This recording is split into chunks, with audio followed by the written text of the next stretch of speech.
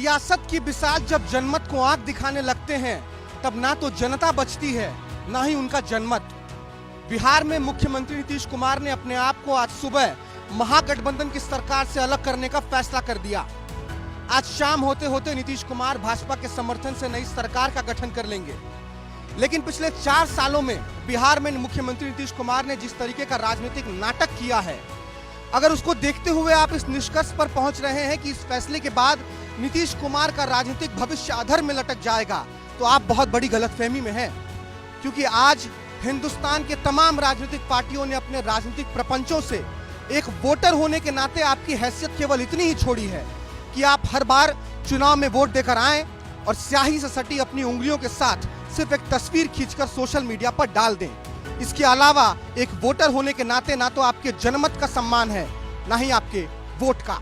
लोकतंत्र में जनमत का मतलब बार बार पाला बदलकर सरकार बनाने से नहीं होता है, बल्कि जनमत का मतलब होता है एक ठोस इरादा और मजबूत नजरिए के साथ एक मजबूत सरकार चलाना।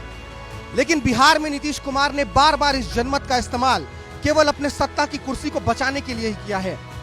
बार बार पाला बदलने के बाद नीतीश कुमार का यह बयान कि पिछले गठबंधन की सरकार में कुछ चीजें ठीक नहीं चल रही थी, इसलिए हमने इस्तीफे का ऐलान कर दिया है और अब नई सरकार बनाएंगे नई पार्टी के साथ।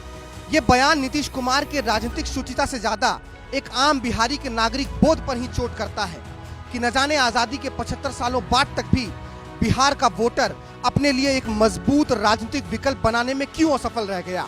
यह बिहार के नागरिक की असफलता ही है कि गाहे बगाहे नीतीश कुमार 90 के दशक के टिमटिमाते डालतेन के लौ और राष्ट्रवादी भाजपा के कमल के फूल के बीच अपना तीर सत्ता के निशाने पर साध देते हैं और फिर वही पुरानी रीत, सुबह इस्तीफा और शाम तक शपथ ग्रहण। लेकिन विडंबना देखिए, जिन मजदूर, किसान, शोषित, वंचित और बेरोजगारों का हवाला देकर बिहार में आज सत्ता का खेल चल रहा है, आज उन तमाम राजनीतिक आकाओं को इस बात की कोई फिक्र नहीं है कि उनके फैसले से एक आम बिहारी के राजनीतिक और व्यक्तिगत स्वाभिमान पर क्या असर होगा।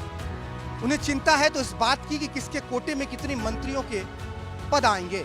बहरहाल मजेदार बात एक और भी है, पिछले कुछ समय में बिहार में तमाम छोटे राजनीतिक पार्टियों को टाइटैनिक की भूमिका में उभरने का मौका मिला है। पिछले बार 2020 के विधानसभा चुनाव में विकासशील इंसान पार्टी के मुकेश सहनी हीरो थे, तो इस बार के तख्ता पलट में जीतन राम मांझी भी महज 4 विधायकों के साथ ही अपने आप को किंग मेकर बता रहे हैं। लेकिन इन सब के बीच 24 जनवरी को कर्पूरी के जयंती शताब्दी समारोह से शुरू हुआ ये राजनीतिक घमासान अब एक अंतिम रूप में पहुंचता हुआ दिख रहा है। शाम 5 बजे मुख्यमंत्री नीतीश कुमार 9वीं बार मुख्यमंत्री पद की शपथ लेने जा रहे हैं और उनके साथ 8 मंत्री भी पद और गोपनीयता की शपथ लेंगे।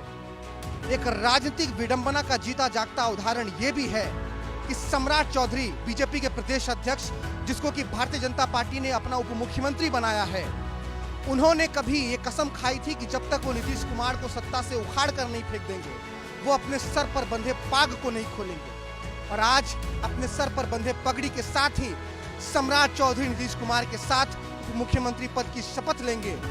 यही है राजनीति का व्यापार, यही है सत्ता का व्यापार। लेकिन अब लगता है कि बिहार की यही रीत हो चली है, कभी इस पार तो कभी उस पार। इस बार मांझी की पतवार है, लेकिन सत्ता का वही पुराना व्यापार। वीडियो जर्नलिस्ट राजा राम के साथ भारत सूरज, विस्तार न्यूज।